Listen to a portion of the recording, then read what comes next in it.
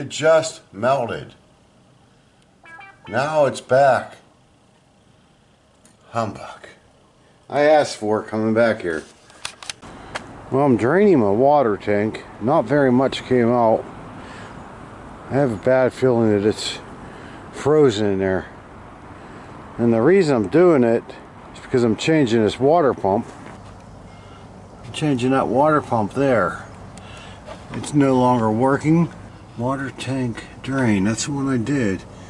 I don't see anything else here I should be pulling. We are on fresh water tank. So the exact replacement for that exact model is no longer made. So I went with the one that they said was like basically the exact replacement for it.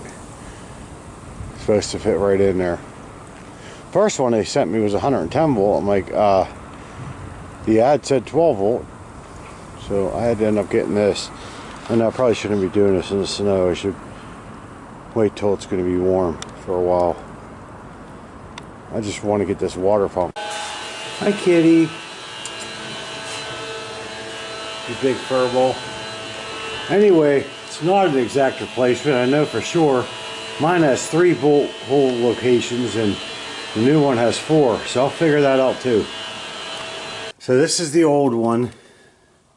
This is the new one. It looks like I'll be able to make it work. I'm going to see if this bracket will fit on here. That will make life a lot easier rather than having to re-drill, tap, and do all that fun stuff. It looks like the water lines are going to hook just right. Be right. Everything looks right. There's a new screen in there. It says not to use Teflon tape, but it came with Teflon tape, so I have no idea. I'm going to have to do a little more research on that. This is the original pump that it calls for, the right number and everything. That's the number I crossed over to get to this one. And it does have butt connectors. That makes me think that somebody has replaced this in the past. So I'm going to assume it has been replaced, but these 2 bolts right here look like they'll fit right where these screws are. I'm going to try that now. Somebody's helping me here. Lucky, you going to fix it for me? Okay, good job. Good job, buddy. Good job. Okay, so it did. It fit right on there. Right in the same holes. Or, yeah, the pre-existing holes lined right up. Now this will bolt right on. That's great. Alright, the new strainer is on. Right there. It's, people don't realize I'm recording, even though I tell them. I like how this one's written up the right way. This one's upside down, so I had to like take a picture. Quit playing with everything, buddy. Take a picture and flip it and everything to get these shore flow numbers. This should be just pretty much. I'll get the male ends for these and cut these and plug it right in. Then I'll have the same connector that goes in the RV. I don't know how much I like that being exposed. I might just go ahead and put butt connectors on there. I feel safer that way.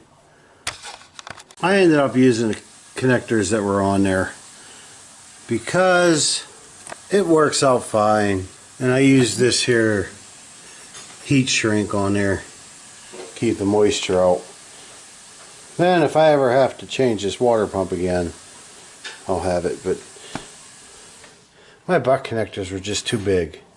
I didn't have any small enough. So now, buddy, move. Come on. Now I got the, it's called a strainer, I was right. We got the Teflon tape on there, Teflon tape there, electrical ready to go, and 3 holes should line up. Take about 5 minutes to hook up. I'm going to make sure I'm priming it right. I can't remember if you leave just the cold water open or what, so I'm going to look that up now. I didn't put any part numbers in there. If you really need this particular part number, I can give it to you. However, I don't see a point to it because chances of it being the same as yours are slim to none. You can get these for 40 bucks, no problem. These water pumps on Amazon, depending on what yours is. Like, I think mine's 55 psi, 3.5 gallons per minute. It did come with these. These connectors are, say you got PEX pipe, which I do have PEX, but mine already has connectors. The PEX would go on here, and then you got these connectors that spin freely in here, which these are already on mine. There's no O-rings in there, and I hope my O-rings are good, otherwise I'm going to have to go get O-rings. But it's kind of cold out to fill my water tanks up and test this and prime it and do all that. So I'm not going to do that today. However, I'll leave this sitting over here. I want to go ahead and have some fun. Maybe I'll test this out. See if it did work. If it did, that'll be bad. Now, since I'm an electrician, and I do what I consider quality work, I'm going to use my Scotch Super 33 Plus electrical tape that's like $6 a roll. And I want to tape over those connectors too, because this stuff's rated for indoor or outdoor. It's not that Jap wrap that people use to get for $1 at the dollar store. This is good stuff. Very flexible and stretchy, and it holds really well.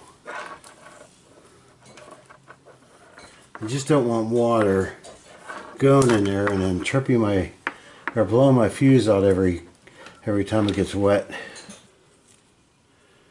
Honestly, the heat shrink's probably good enough, but why the heck not? Doesn't hurt.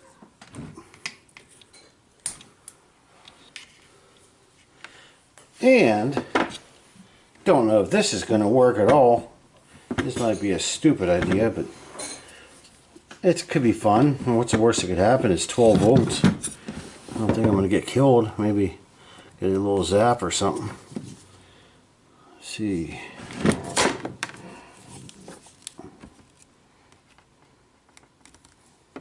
Okay. This is a jump starter for a car. Right here.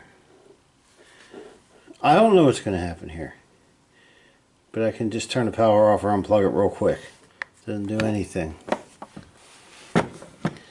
Well, it's getting windy out there. The only other thing I could try is connect it directly to my car battery.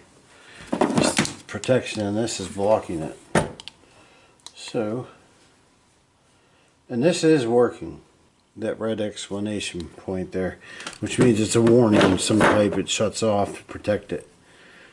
So now if I don't have it plugged in and I hit the button, it works. When it's connected to here, that goes off and this red light comes on for the exclamation point. I'm just going to go ahead and say that this is bad. I might take it apart. I'm bored. I'm going to take it apart. Well, I don't really know anything about these, but I just got it open. The first thing I see is that there is a spring just laying in there. So obviously there is something wrong. And I'm going to see if I can figure it out. I'm holding it together right now, but this, you can see that there. That's where the springs go, and they hold these brushes in. So they're both in. But there's no possible way for me to hold them and put this together, so I don't know how they do. It looks like maybe you could put something in here to hold them. I'm going to see.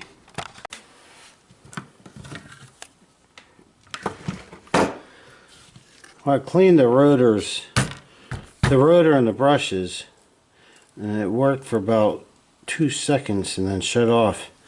I'm going to be honest, I think the brushes are bad, even though it ran. I think the only reason it ran was because I just cleaned them. I'm going to try and run it one more time.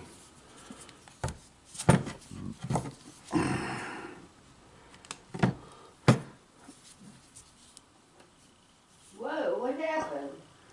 What are the odds the power just went out when I was touching that wire? I mean, I know it's not connected at all. Okay, that was weird. Did you do that? No, there's no way I could have possibly done that. I'm working on a 12-volt motor that's not connected to anything. Okay, I'm not getting it again. Ah, darn. Oh, heck. Dang, I was proud of myself there, but changing the brushes in here is not even worth it. They're a real pain in the butt. I had to use rubber bands and and 641. bread ties to hold the brushes in to get it set in there and then pull them out. So it didn't work.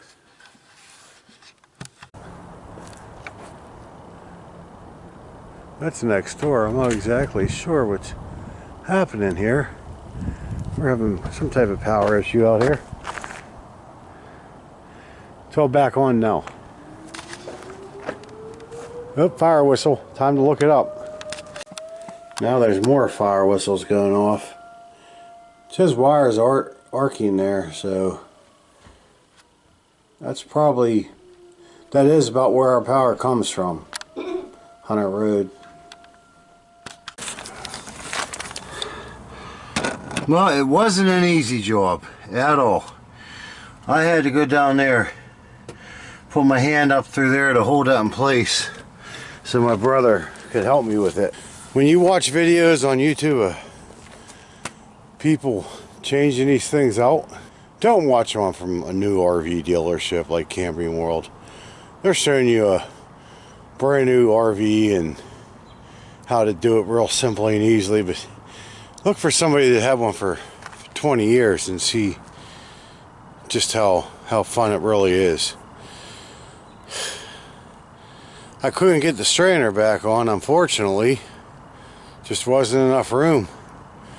I'm gonna have to do something with the PEX. Change it around a little bit because, man, there's no room to work. It's hard. It's hard to get in there. There's no room to work and it's hard to get 2 people in there to work, so, but it is done. It's one less thing on the list. I still have a lot more to do, but I got 2 months, so no, month and a half actually. It's the end of the month now. A couple quick notes for anybody else that might be doing a water pump. Black and white wires coming from the house, the RV, go to the red and black wires on the pump. The red goes to the black, the white goes to the black. It's just so the red coming from the pump goes to the black of the house, and the black coming from the pump goes to the white of the house. And I guess that's probably not in writing. It's just the way mine is, but maybe a lot of yours are, I don't know. And also the hardest, most difficult part was getting the plumbing back on. I don't know if it's the temperature. It's made that PEX line so hard to work with. That's why I had to bypass the screen, which I don't recommend doing. I think I'm going to cut a hole under my bed and make an access panel on hinges to give me access to the top of that, and then I can easily fix that. Alright, I'll see you on the next one.